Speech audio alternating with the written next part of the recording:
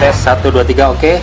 Oke, selamat datang di David Maradona Show. Kali ini gue bersama Firman Maksum, salah satu fotografer yang sangat namanya harum di dunia fotografer lifestyle, tapi sudah break dan fokus ke bisnis. Ladies and gentlemen, Selamat siang. Siang. Ya, selamat siang ya. Perkenalkan, nama saya Firman Maksum. Saya lagi bersama David Maradona Show. Lagi apa nih, kita ngobrolin apa nih? ngobrolin receh-receh aja, Kita ngomong Pak. receh-receh aja ya, jangan Iya. usah yang berat-berat, enteng-enteng aja.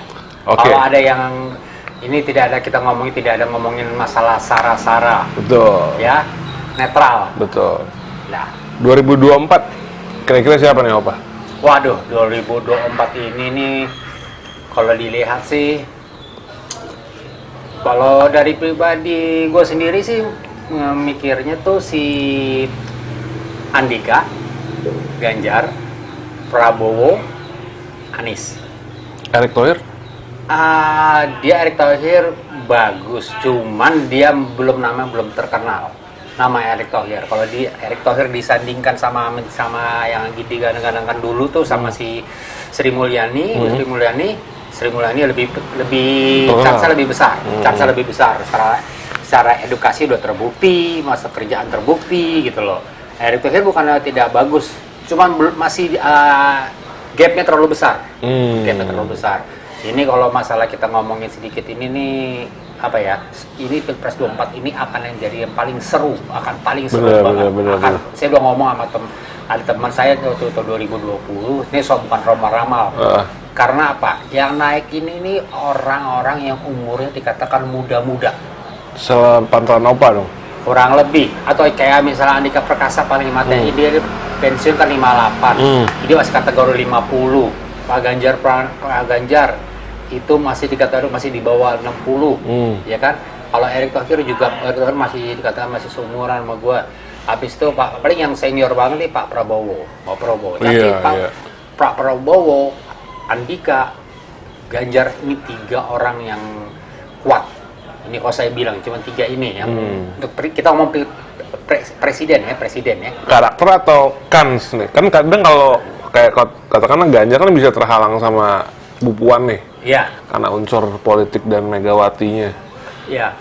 Kalau kans itu kan agak sulit nih, Pak. Karena si Ganjar ini dan Andika kan tidak ada partai, belum ada partai. Sedangkan yang kuat partai ada Pak Prabowo, Puan Maharani, lalu ada sosok Erlangga Hartarto nih. Erlangga Hartarto tuh kalau saya bilang bisa jadi, tapi kalau lihat dari skema yang dari dulu kayaknya Golkar ini dia pilih-pilih, dia nggak mau menjadi presiden, tapi dia pilih-pilih lihat chance yang terbesar untuk keuntungan Golkar.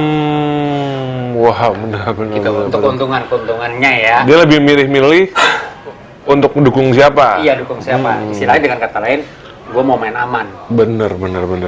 Daripada gue invest, tahu gede, tiba-tiba hari H berputar 180 derajat, itu ruginya kan triliun. Iya bener, tapi kalau gue membaca dari timeline-nya si Golkar, dia ngotot banget 2024 Erlangga. Betul. Apa itu strategi politik saja?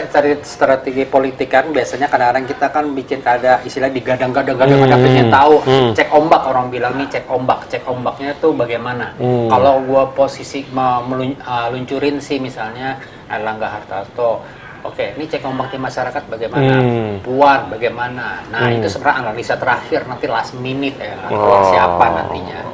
Okay. Kadang-kadang yang kita nggak sangka itu yang keluar. Oke, bener, setuju gue. Lalu bagaimana dengan ini apa nih? Sosok AHY menurut pandangan kacamata Firman Maksum. Kalau AHY itu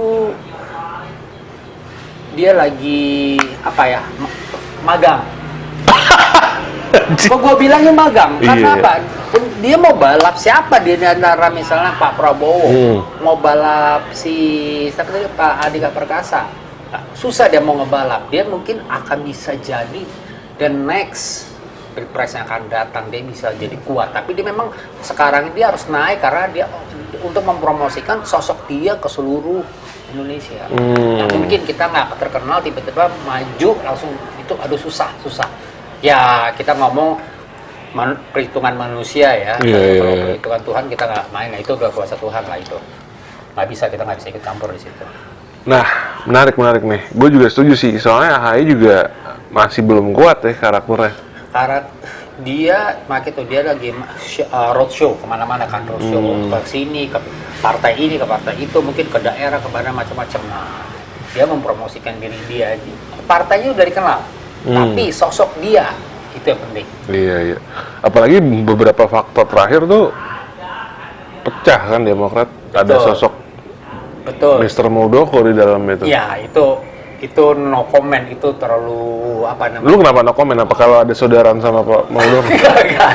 Enggak ada saudaraan. Maksud gue gini, gue nggak terlalu, bukan mencari tahu beritanya.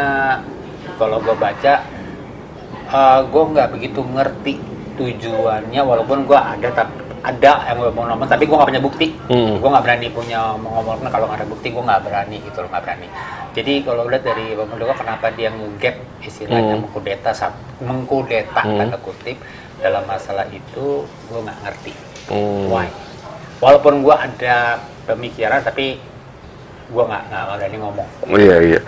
Ini gue menarik jauh sebelum lo bicara tentang fotografi dan bisnis nih, Opa nih. Lo ada lulusan Amerika nih. Boleh jelasin lo bisa ada di sana dan berapa lama di sana dan kenapa balik lagi di sini, sedangkan di sini situasinya tidak begitu gimana gitu.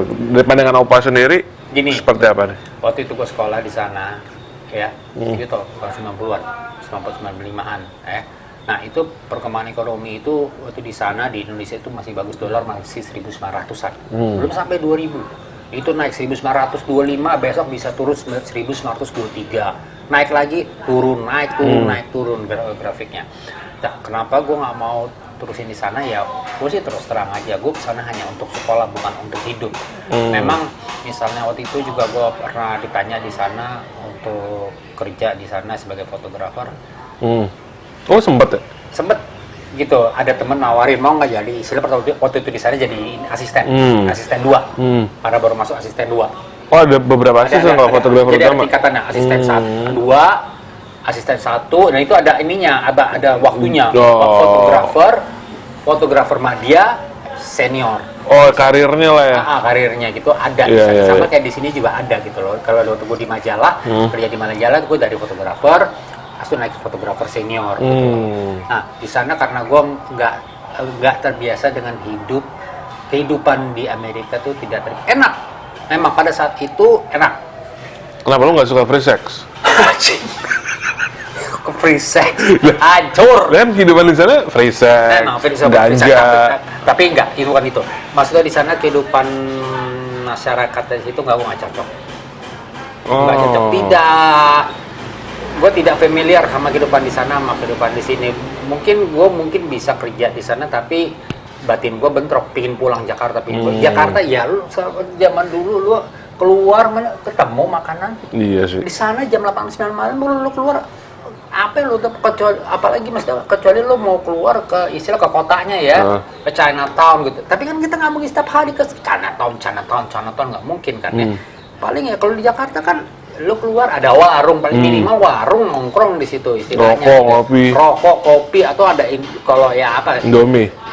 Indomaret kayak Indomaret gitulah, toko kelontong kayak begitulah. Berarti lu homesick sebenarnya?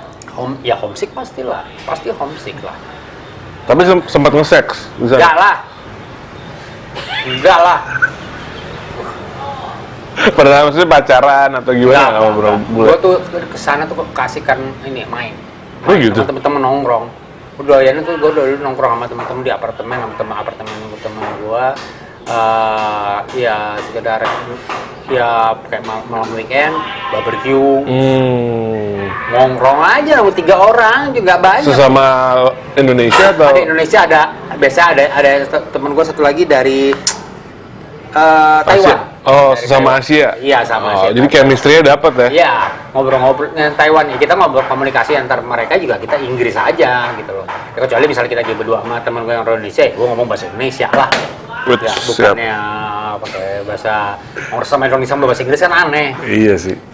Nah, lu balik lagi hadir dengan langsung ke fotografi atau? Waktu itu gue datang Jakarta memang gue apply kemana-mana lah istilahnya ke untuk jadi fotografer di mana-mana. Cuman pada saat itu tahun 90-an gitu kan, Sulit. fotografer itu istilahnya kita ngomongin nggak dianggap sebenarnya. Sampai sekarang bukannya begitu? Sekarang better, jauh daripada gitu. sekarang. Sekarang kalau dulu tuh cuman yang kita ngomongin ya kita tahu grupnya Darwis Triadi, APPI, ya ada Darwis Triadi, walaupun di situ ada senior saya waktu sekolah. Ada Indra Leonardi, Darwis, ada saya lupa namanya, Kayus Mulia gitu, Kayus Mulia itu kakak kelas. Nah di situ cuman kan apa ya sana sini sana kemari, nggak ada yang mau nerima, Maksudnya terima korporat atau menerima jasa dan karya kita? Korporatnya, secara korporat. Jasa untuk jadi freelance mungkin waktu itu ya, waktu zaman dulu fotografer itu yang zaman dulu tahun 90-an itu wedding, banyaknya wedding. Wedding memang kalau kita tahu ada tempat cetak foto di daerah Blok M itu Rapico namanya ya. Itu jadi base campnya fotografer wedding. Siapapun juga di situ. Nongkrongnya di situ. Masih ada nggak? Rapico yang di Blok M sudah tidak ada. Sekarang pindah ke mana? Kemang. Oh, apa namanya? Adorama. Base campnya di situ sekarang. Ya, scam itu. Tapi juga udah sepi juga. Ya, karena faktor digital masuk, orang udah nggak mau mencetak-cetak lagi. Kecuali wedding. Tapi wedding juga akhirnya udah sedikit juga. Orang jadi kalau wedding misalnya gini, wedding berapa nih? 20 juta gini. Tawar-tawar. Kadang fotografer ada akalnya, dia keluarin proposal baru gitu. Oke, gue gini aja, gue kasih lo 10 juta, tapi foto gue fotoin, gue edit, tapi gue nggak cetak. Gue bayar 10 juta sama video gitu. Itu tujuannya untuk dia bertahan hidup atau Bertahan emang hidup salah satunya. Emang untuk tidak bersaing sama lawan mainnya? Maksudnya sesama fotografer? Kalau ya itu abu-abu ya, kalau ngomongin abu-abu ya. Kadang-kadang kita ngomong kayak gitu, jadi juga untuk dapurnya dia lah. Cut dulu apa? Baterainya mau habis. Bersaing dengan yang lain apa? Makanya tuh gue bilang tadi daerahnya daerah abu-abu ya, gue susah jelasan ya. Jadi ibarat gini deh, gue melihat sendiri kadang-kadang ya, cuman gue nggak mau sebut orangnya. Gini, gue dapat klien misalnya wedding 10 juta pada saat itu, ya 10 juta tawar menawar gitu. Ini bisa lepas nih, dia bisa lepas, ngeri kan? Iya. Mau nggak mau kadang-kadang dia main banting harga. Bener, malah dia nyari-nyari yang lebih murah lagi. Takutnya klien ini mencari yang lebih murah lagi, karena ngomongin dengan klien bisa bayar 10 juta, berarti kalau kita ngomongnya ya kliennya tuh pada dulu ya 10 juta tahun 90-an itu besar sekali, ya kan? Dia bukan orang bodoh, dia orang pintar, dia punya link, punya teman, punya saudara atau orang yang bisa, tolong cariin gua fotografer yang harga sekian, bisa dong, ya kan? Nah, ya itulah kadang-kadang terjadi, gua ngomong banting harga deh, daripada dia lepas. Nah, yang gue pernah lihat itu, dulu tuh ya kejadian. Jadi ini udah masuk digital nih, digital ya. Berarti 2000-an.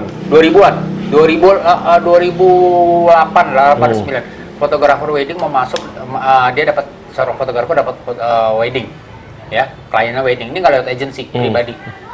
Pada saat itu dia mentawar harga sekitar 15 jutaan. Cuman tektok-tektokan mereka kayaknya harga nih nggak cocok, belum klik gitu ya. Akhirnya si fotografernya juga bilang gini, oke, daripada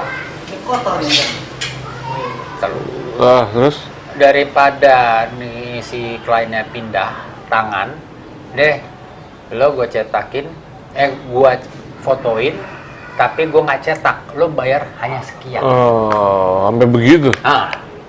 Sebenarnya dengan cara pada digital, cetak, jadi gini, gue layout, lo cetaknya kapan aja, terserah lo, istilahnya gitu. Iya, benar. Lo cetak kapan ada duit, lo cetak lah sana, gitu. Nanti gue kasih tau lah gimana cetaknya gini. Tapi yang penting lo udah terikat, dapat duit. Saking segitu ya tuh? Ya. Itu benar, itu pernah kejadian, gue ngeliat sendiri. Nah sekarang aja gue pernah ada fotografer yang mau ngasih wedding bukan hanya album, tapi dibikinin website, dibikinin Instagram, website dibikinin Untuk pernikahannya. pernikahannya. Sekarang bikin website berapa sih? Nggak mahal. Nggak, wah bagi gue ya, nggak mahal. Gue bilangin gitu, kalau misalnya lo dapat harga 20 juta, tapi lo dapat ini, sampai undangan pun misalnya udah digital, udah nggak perlu pakai yang begini. Link ya. Link udah langsung, udah canggih lah sekarang. Aduh, udah canggih deh, gue nggak bisa ngomong apa-apa. Itu aja. Gokil. Nah, pertama kali lu datang ke Jakarta akhirnya masuk ke media atau korporat atau apa? Pertama kali waktu gue datang ke Jakarta ya gue ngapa-ngapain dulu, masih waktu itu dapat freelance. Wedding gue dapat gitu loh.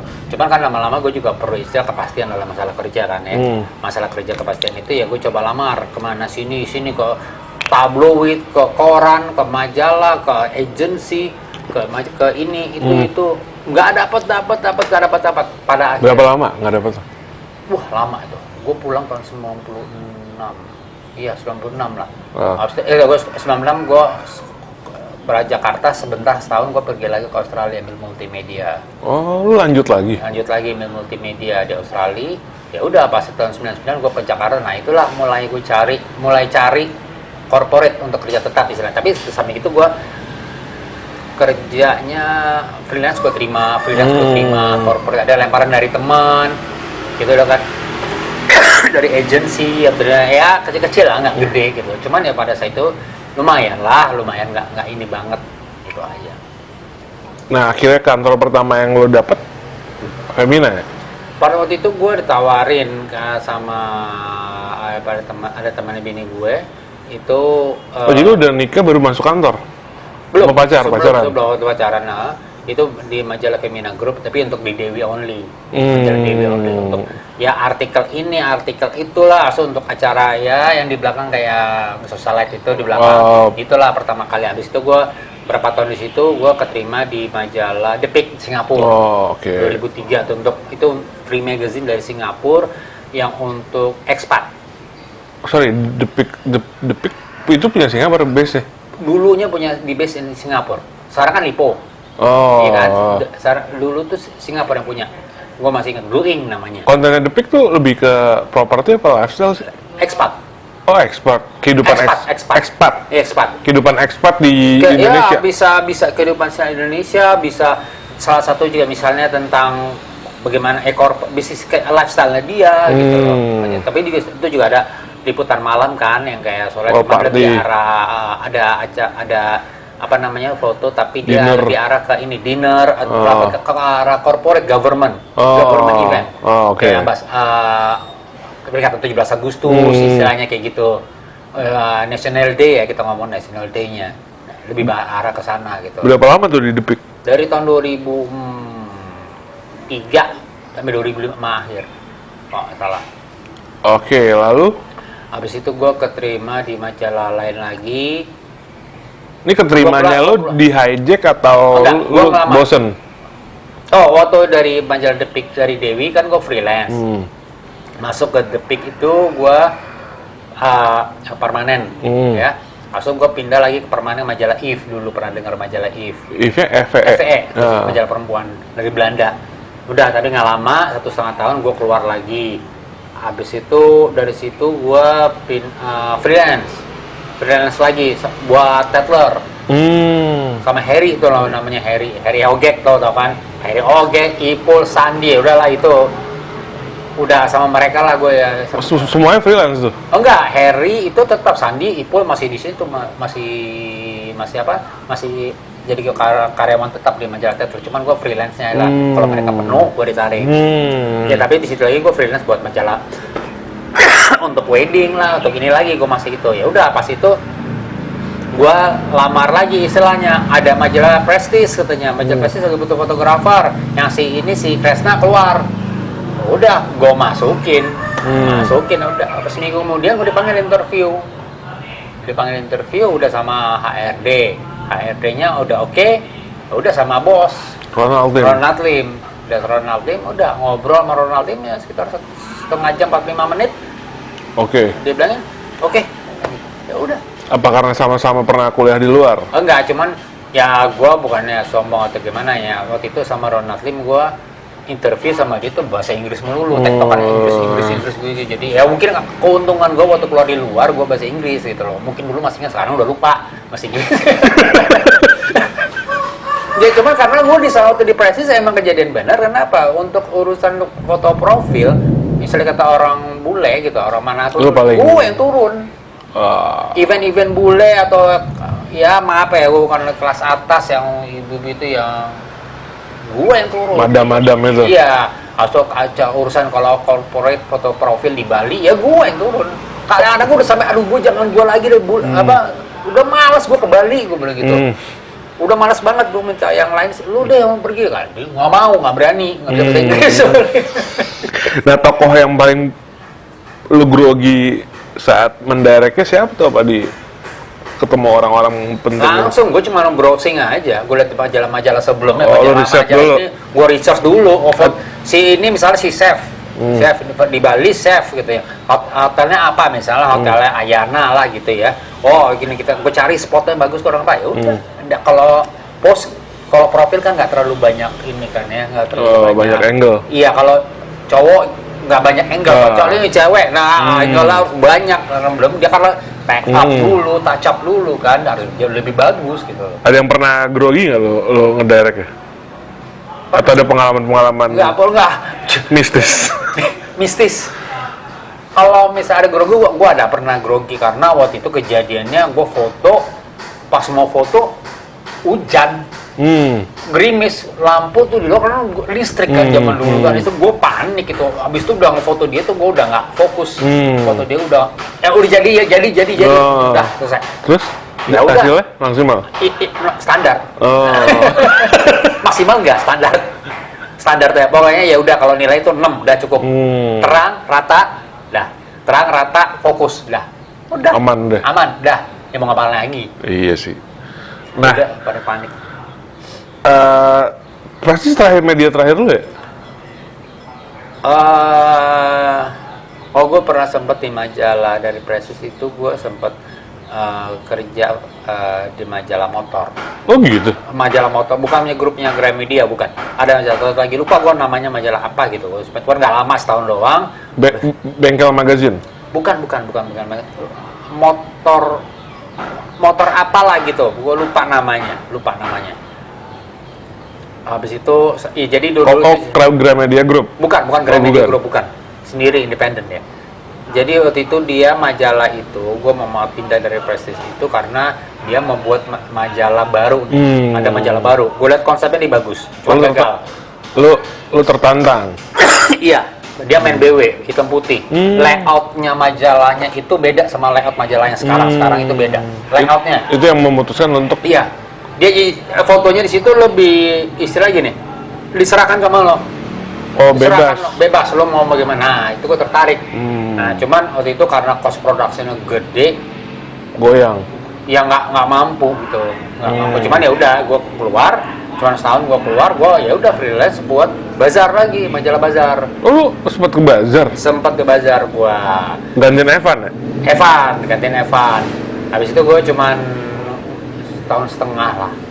2 tahun setengah. Iya, setahun setengah deh kalau nggak salah, 1 tahun. Udah freelance sampai sekarang. Freelance apa aja gitu loh.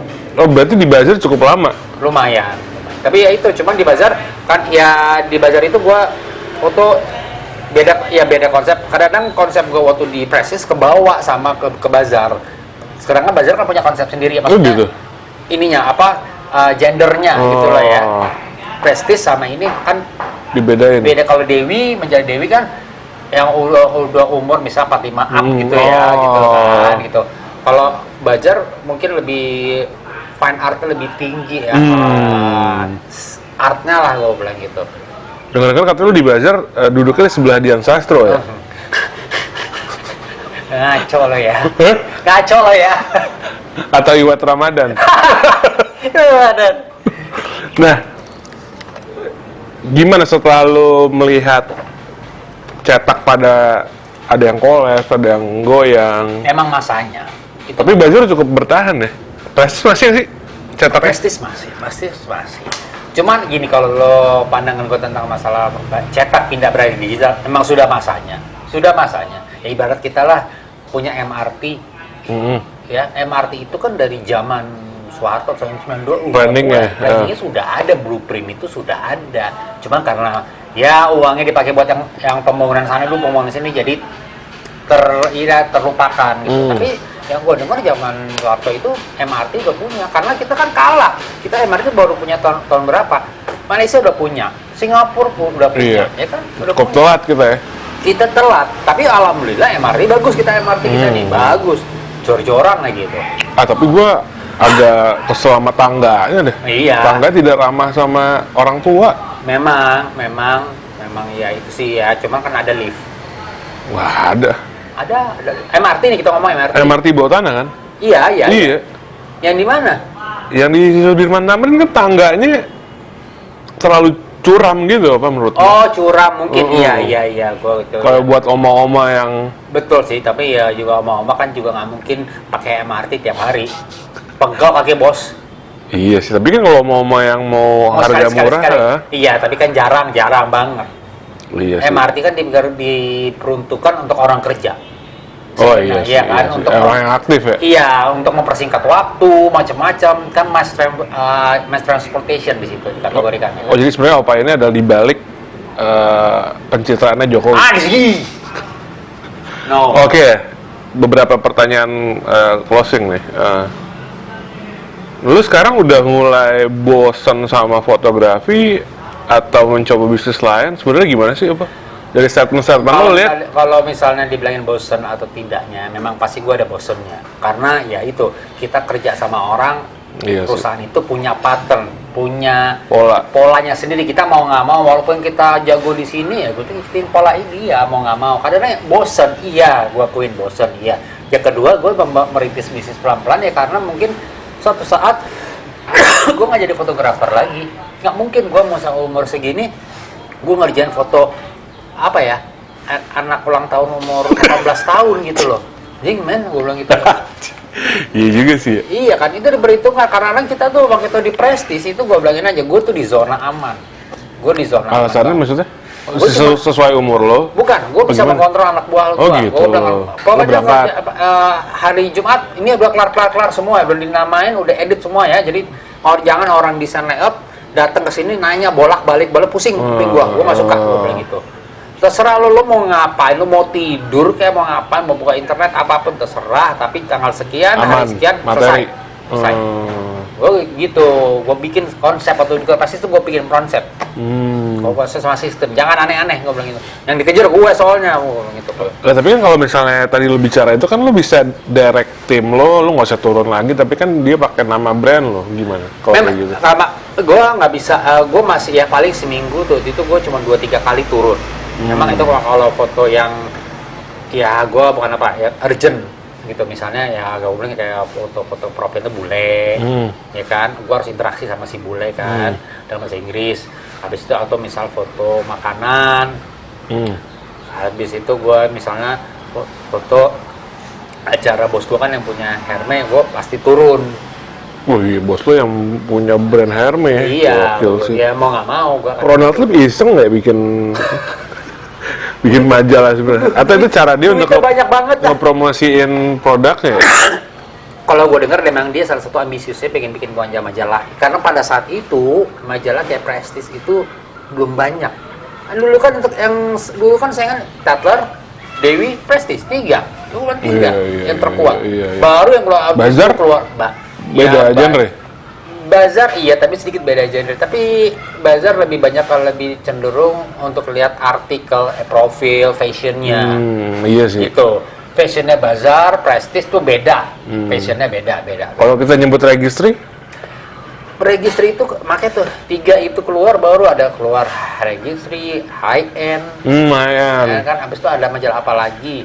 Nah, gue dengar waktu itu ada majalah mau keluar lagi majalah. Cuman segmennya bukan up, tapi ya antara middle sama up dia mainnya. Namanya, lupa gue namanya apa. Itu memang isinya cuma begitu aja semua. Mirip-mirip? Ya pokoknya cuma acara event. Udah, sama iklan aja.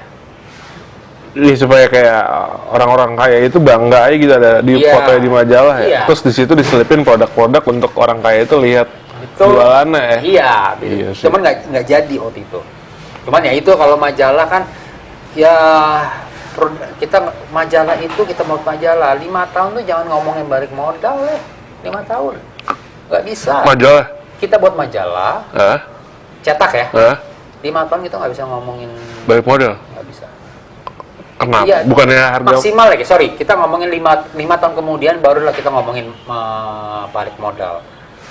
Dari 0 sampai 5 tahun tuh banyak bakar duit, gitu. Kalau lo nggak kuat, jeblok. bukannya harga per halaman lumayan mahal ya pada eranya itu? Memang iya. Dulu ibaratnya orang majalah-majalah gini, brand tertentu untuk bisa masuk majalah terkenal yang gue tiga sebut itu ibaratnya ngantri ya. Atau dia sistemnya kayak mall ya, brand-brand bagus dikasih free dulu supaya mancing brand-brand lain. Kalau mall kan bukannya kayak yang Mereka tidak kasih toko-toko. free ya, cuman mereka dikasih diskon. Misalnya gini, udah lah lo sama gua kasih tadi 1 bulan 24 juta, udah 2 bulan deh. Karena ini masih awal-awal, tapi ujung-ujungnya juga kalau udah terkenal ya sama aja lah fotografer pertama kali nongol sekian ratus ribu, udah lama-lama ada yang 2 juta kan. Iya. Yang dulunya pakai sepatu cat sekarang udah pakai Harley Dabuang tapi. Iya sih ya, namanya juga strategi marketing ya, Pak ya. Saat strategi marketing sah-sah saja.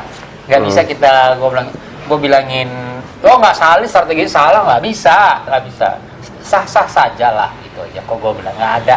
Emang ada undang-undang strategi marketing? Nggak ada. Gue juga belum pernah dengar ada undang-undang strategi marketing Iya. di KUHP gitu. Gue nggak pernah denger gitu. Mungkin ada, tapi gue nggak pernah denger. Oke. Kecuali kita menjatuhkan klien dengan memonopoli produknya, itu ada undang-undangnya. Memang nggak boleh, gitu loh. Nah, sekarang lo juga gue lihat masih aktif hunting orang buat lo foto. Itu sekedar lo tetap track passion lo atau lo pengen bikin karya yang lain lagi? Gua memang fotografi itu di gua foto gua untuk fashion kebanyakan gitu, yang belakangnya bokeh, istilahnya bokeh, blur itu bokeh bukan bokep telanjang itu. Kalau gua foto yang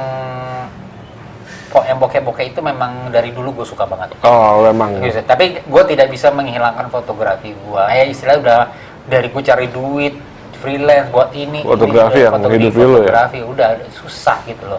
Walaupun nanti suatu saat gue nggak kerja, gue ada duit beli kamera bagus, gue akan beli kamera bagus. Walaupun kepakainya setahun sekali gitu, gue buat event gitu. Misalnya gue dapat order, tetap gue mau beli. Itu aja. Ya apa namanya? Kayak lo ada orang ambisius pengen beli mobil Mercy ya tahun 1963. Iya, gitu, ya kan? Jatuhnya emang hobi ya. Iya. Iya. Ada foto yang bener-bener sampai sekarang lu cetak terus lu pajang nggak selama lu sebagai fotografer? Selain foto keluarga ya? Udah nggak ada. Ada dulu, cuman udah nggak tahu kemana. Atau ada foto rare banget yang lo iseng, ternyata lu dapet jepretan itu, lu kirim ke selingkuhannya gitu. Karena lo di order sebagai foto hunter. Nggak pernah. Maksudnya gue nggak ada kayak foto kayak gitu, nggak ada. Cuman paling nggak gue kalau foto tuh istilahnya kayak ya fotografer bisa dikatakan orang seni kan ya, nyeni. Itu lebih bisa dikatakan selain duit ya mengekspresikan dirinya. Bisa lagi bosen lagi apa gue pengen motret apa nih, kayak kemarin gue sama si Ferdi dulu pernah mau dikasih Ferdi Hasan ini? Bukan, Ferdi Gerald. Lu sama Ferdi Gerald hubungannya apa? Pernah tinggal bareng? Karena akrab banget loh gue lihat. Memang gue kenal dia tuh tahun 2012-2011. Dari kamera dia itu kamera Canon 350 apa 550D. Di lokasi? Di salah satu hotel di Simatupang. Wah, lo inget tuh. Masih inget gue pernah ngobrol-ngobrol dengan dia. Tapi Ferdi tuh, karena apa? Tuh lo nggak ada rokok, lu minta rokoknya atau? Oh nggak, dia minta rokok ke gue. Saya mau ngutang duit. Agak. Nah tapi gue sedikit cerita si Ferdi dari. Lu mau ngikuti karirnya? Agak hebat, gue itu enak hebat. Gue fokus, dia benar-benar fokus dan konsisten. Progresnya dia tuh begini. Gue akuin sama dia, hebat loh. Gue bilang. lo hebat. Pertama kali gue ngeliat fotografer yang gue ikutin ya, lo termasuk yang terhebat, gue bilang gitu. Gue bilang gitu. Ya, tapi gue bilangin ada satu sisi religiusnya tentang Ferdi. Enggak, satu hal tentang agama, keyakinan dia. Dia tuh tentang masalah istilahnya sedekah ya. Kuat. Ferdi. Udah, ini bisa dia walaupun Ferdi kan, yaudah nih. Loyal enggak, tapi nggak mikir udah sana. Mungkin mulutnya kadang-kadang gua fair, mulut lo tuh gua bilangin kecomberan lo. Jangan ngomong kayak gitu gua tuh. Ya kadang dia suka bete. Iya, udah lo nggak usah bete, udah diemin aja mama gitu misalnya gini, diemin aja nggak usah diemin aja udah. Tapi ya begitu ya, dia progres dia begini bagus. Sampai dia punya lensa 85 mili Canon yang 1,4 apa yang gede itu harga 30 jutaan dulu dia beli. Gue bilangin gini, lo jual barang lo tapi lensa ini jangan lo pernah jual. Karena nggak banyak orang punya. Lo mau Fuji lo jual, Canon lo jual, tipe R Canon lo jual lah. Lensa jangan, yang ini jangan, ini modal hidup lo untuk nyari order. Gue bilang gitu, lensa ini lo baik, tuh anak baik, Ferdi itu baik, gue akuin. Pakai Ferdi Gerald. Langsung di endorse. Nah, kita kepikiran sepatu nih terakhir. Kenapa nih milih sepatu nih? Dulu sepatu memang dulu kan bisnis baru. Sepatu ya memang salah satu bisnis baru yang dikatakan dulu kan sebenarnya sudah ada bisnis sepatu itu di daerah Depok sudah ada, cuman kan manual. Istilah dikatakan manual pembersihannya. Kalau gue tuh pakai mesin steam, uap panas.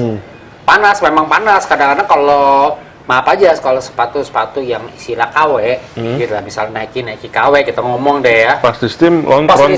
Di steam itu soalnya lepas lemnya. Kayak gue sekarang dong. Mungkin. Itu palsu berarti. Bisa jadi. Gini, palsunya bukan palsu ya gini.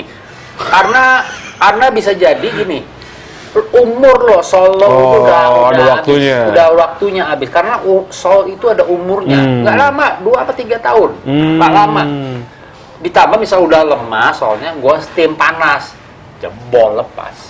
Iya, bahkan ada sepatu yang nggak dipakai, tapi karena nggak dipakai malah rusak ya. Nih foto teman gue. Karena nggak dipakai. Udah lama dipakai, karetnya keras. Tok udah kayak papan. Tok. Karet kok, solnya karet kok. Berarti sepatu ini kayak rumah juga ya, kalau dia nggak ada penghuninya, kalau nggak dipakai. Ya, memang dia merusak sendiri ya. Betul. Jadi kalau misal sepatu itu ya banyak sih bukan banyak perawatannya. Kalau misalnya kena hujan, lap pakai kanebo basah. Dulu itu aja. Lapernya, lap aja dulu lah. Besok sampai rumah diangin-anginin. Ada orang kan sepatu basah jemur matahari kan? Iya, salah. Ada bahannya istilahnya yang nubak namanya, kayak sweat gitu loh kita ngomong. Cuci sendiri di rumah disikat, jebol itu sweat sekali rusak udah nggak bisa dipakai lagi. Oh, banyak pengetahuan tentang sepatu yang menurut kita ini nggak apa-apa ternyata bisa merusak bisa fatal, banyak itu gue tadinya awalnya tidak tahu, bener gue nggak tahu, cuman ya gue baca, gue lihat di YouTube gini, oh bener. Ada teman gue sepatu, dia beli sepatu Onitsuka yang Vietnam. Suka sama siapa nih dia? So Ferdi. Dia sepatunya Onitsukanya tuh uppernya tuh kan bludru. Iya. Karena disikat di rumah nggak ngerti, disikat sendiri sama pembantunya. Jemur udah. Jebol. Ini yang bludrunya ini keangkat. Oh iya. Mau nggak mau gue gunting. Konon katanya itu daging kulit babi. Iya sih. Tirek. Iya, ada tulisan gue pernah baca. Speak skin kalau nggak salah si Onitsuka. Gue nggak tahu itu. Gue belum ada informasi. Tapi yang gue rasa makanya ada pas beli yang speak skin itu dibaca-bacain dulu kalau orang muslim. Wah, berarti pengetahuan sepatu ini lu explore lagi nih apa? Lu riset lagi? Gue memang suka baca, cari tahu, makanya itu kadang-kadang gue kayak tiap hari ada tas ibu-ibu ya. Ini teman gue, tas ibunya tahun 70. Disimpan di gudang. Ibunya udah meninggal, orang tuanya udah meninggal. Pas saya ketemu ibunya hidup lagi. Reinkarnasi katanya. Habis itu dia ketemu tasnya jamuran. Dekil. Masih kok gua. Waduh, jamuran gue bilang gitu. Gue telepon teman gue, ada satu yang waktu mesin ini apa namanya, gue tanya ini gimana caranya, oh dikasih tau, salah satunya pertama disikat halus dulu, dibuang debu-debu, usahain dibuang debu-debu, bersihin dulu secara manual. Habis itu cari sikat yang bulu ini, kalau kita sikat seperti namanya sikat bulu kuda. Untuk tas kulit, sikat itu untuk ngerontokin si jamur maksimal. Baru dikasih, dia bilang kasih ada lotion, ada cairannya, baru dilap. Pelan-pelan dilap, pelan. Sikat lagi, lap lagi, sikat lagi. Lap basah maksudnya, semi basah ya. Sikat terus sampai dia udah nggak ada, jemur di bawah, jangan di bawah matahari katanya, ya di dalam rumah aja katanya, nggak apa-apa, di bawah kipas angin. Sampai kering, udah gua kerjaan kayak begitu. Terakhir baru di wax balsam namanya, mengkilat lagi. Wax balsam. Ada namanya buat kulit, khusus kulit, jaket kulit, tas kulit khusus. Mahal. Nah, lu seniat ini sekarang sampai lu belajar digital marketing, seberapa yakin lu dengan Firman salon sepatu ini? Kalau misalnya seberapa, ya 70% gue yakin. 70% ya saat ini, karena gue istilahnya gue belum dikatakan expert banget, tapi gue udah baca peluangnya paling enggak gitu ya, dan pengetahuan secara ilmu pengetahuan tentang laundry, dry clean sepatu. Gue nggak white clean ya, beda. Dry clean gue. Dry clean ya. Kalau sepatu kulit itu ya itu pakai sabun, air gitu. Kalau gua nggak pakai mesin uap panas, matiin bakteri. Yang kasih kirim video ke gue itu. Iya, itu matiin bakteri. Memang uap panas 50 derajat Celcius. Panas, untuk matiin bakteri dan matiin bakteri sama bau sepatu. Ngilangin. Itu agak susah. Itu yang bau sepatu itu susah. Gua pernah nemu kejadian 3 kali gua bersihin itu masih bau masih ada. Akhirnya apa? Ini bau sepatu, bau kaki? Kaki. Karena sepatu itu tidak pernah orang itu pakai sepatu nggak pernah ganti kaos kaki, jarang. Mungkin seminggu sekali. Kena basah, keringet. Nah, resiko tuh. Efeknya ke sepatu. Nah, akhirnya gua gimana? Pakai teh. Teh saset terus. Beli gue beberapa beli, gue masukin ke dalam itu. Beli 2 kotak apa, itu yang teh itu kayu. Ya apa aja lah, masukin untuk di sepatunya. Iya, di dalamnya. Oh, jadi teh itu kayak kopi ya, yang nyerap bau gitu. Kalau teh bedanya, kalau teh itu nggak ada bau, nanti kayak itu nggak ada bau. Kalau kopi ya kita ya bau kopi lah istilahnya gitu. Tapi pertama kali gue mau netralisir bau ini dulu hilang. Jadi berarti si teh ini lu dapat dari Jawa Barat tuh? Teteh Desi. Oh gitu ya, kalau si kopi membuat jadi bau kopi, iya, tapi kalau si teh dimasukin menetralisir bau, nyerap bau kaki waktu itu. Walaupun works, cuman memang tidak ini banget, nggak 100%, tapi 80% nyerap. 80%. Susah itu, bau sepatu kaki itu susah banget. Gue tipikal orang yang bau. Karena apa? Kalau kita nggak sadar di kaki kita tuh, di kaki, jari kaki di sini nih. Itu keringet-keringetnya. Bau itu adalah bakteri yang menyebabkan bau ya, entah yang bau badan atau kaki, itu adalah bakteri.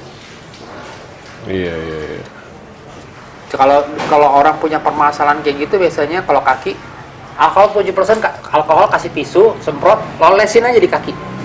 Alkohol 70%? Iya, olesin di kaki supaya kaki lo nggak, karena kita gatal, kita kopek-kopek daging itu daging kulitnya kan kelupas. Buka-buka, nah, itu bahaya? Bisa merambat, radang nantinya. Iya. Kita pakai sepatu itu kan panas, lembab, panas, nggak bersih. Iya sih. Paling kita kalau misalnya bayangin kalau kita pergi kemana-mana, minimal 8 jam kita pakai sepatu. Kalau kita lagi keluar nih ya, ngomongin 8 jam rata-rata. Iya sih. 8 itu jam lembab rata. ya? Lembab. Itu cukup lama. Iya. Ya, solusinya ya itu salah satunya, kalau solusi sendiri, kalau belum parah bisa pakai alkohol 70%, olesin untuk ngebersihin bersifatnya. Ya kalau udah parah, udah radang, udah ke dokter lah, amputasi. Buset, serem banget anjing. Ini lu menamakan tempat ini apa nih, Pak? Yang akan nama brandnya? gue doain semoga nih rame nih nama tempatnya. Nama brandnya sih sepatu aja, sepatu. Iya, iyalah. Belum, tapi memang gua kemarin ini milih brand ini masih agak, kemarin gua lagi ribet banget, udah pusing si orangnya, Pak mana nama logonya, namanya, aduh gua belum, udah namanya Kenapa sepatunya nggak Firman Salah Sepatu? Enggak. Atau nggak Firman Tuhan? Berat, itu berat. Ya kan ada Firman Salon kan, Ada terkenal Firman di sini juga kan, belakang. Ada Firman Debt Collector. Gue mau lebih sangar, men. Ngeri, men. Hujan ya, by the way. Iya. Oke, terakhir nih. Next lah sepatu ini berjalan, target lo apa nih? Lo akan menguasai beberapa titik atau gimana? Ya, kalau planning sih ada planning. Cuman gue nggak mau muluk-muluk dulu. Dan gue pertama kali dari sini dulu lah. Perkembangan 1-2 tahun bagaimana gitu, itu aja. Karena namanya juga persaingan pasti akan ada. Udah banyak juga kan. Cuman Iya. bedanya tadi yang Opa jelasin, ada yang main basah, ada yang main kering. Iya, kalau gue main kering dengan ini sepatu 1 hari kelar. Tapi bukannya kalau main enakannya dibasahin dulu biar Itu pakai pelumas, lubrikan. si anjing.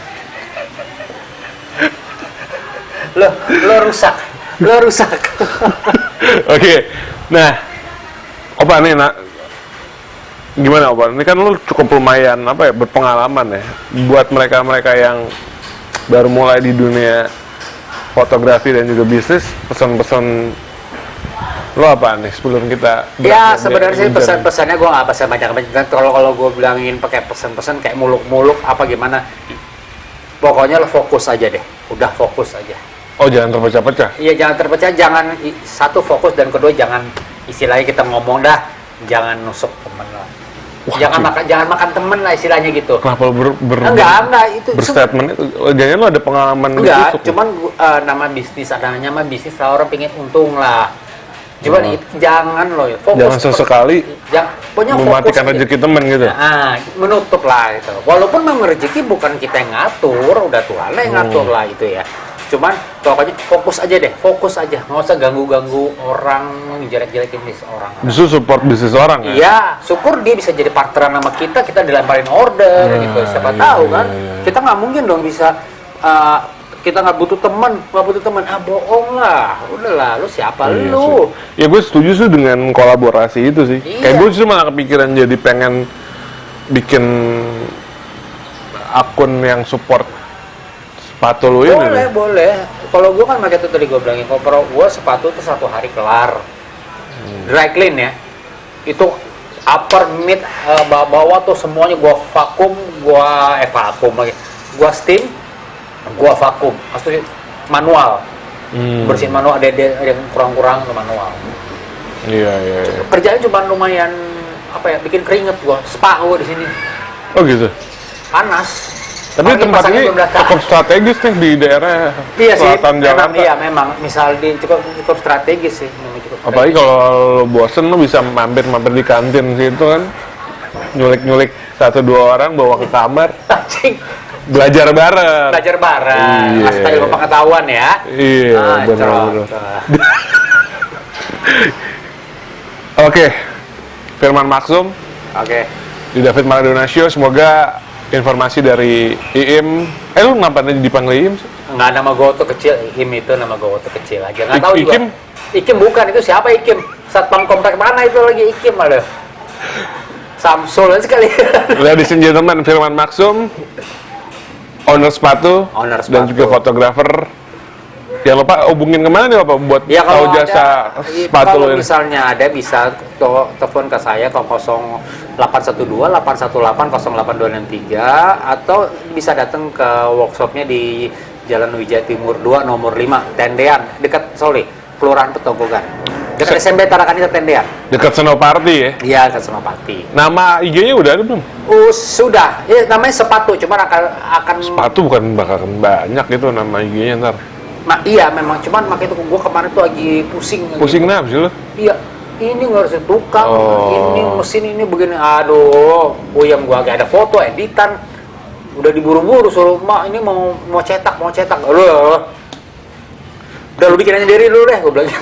By the way, rumah ini bakal dijadiin apa nih? Rumah tinggal atau Rumah tinggalnya kan tempat jadi rumah kerja? tinggal. rumah tinggal dan tempat kerja.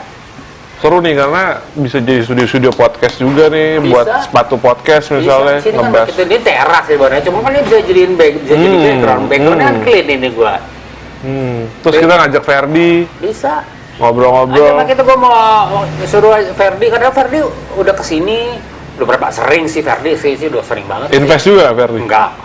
Dia sepatu dia udah gue bersihin 3 sepatu, udah gue bersihin, dia bersihin, gue bersihin. Iya, gue gara-gara ngeliat story-nya, gue DM lu langsung, opa kapan nih kita ketemu? Iya, itu kapan? Kita bertiga lagi ngomong Ferdi, seru tuh. Ngebahas tentang Apa terserah kok. apa aja ya? Boleh, Oh iya benar-benar. boleh. Ferdi datang nih ke Firman Ferdi. Studio. Tuh, oke. Opa thank you banget deh buat Oke, waktunya. Terima kasih, Sukses lancar Pak David Maradona Show. 2024 semoga Siapa? Prabowo. Oh, insya Allah. Amin. Yakin? Gue nggak tahu.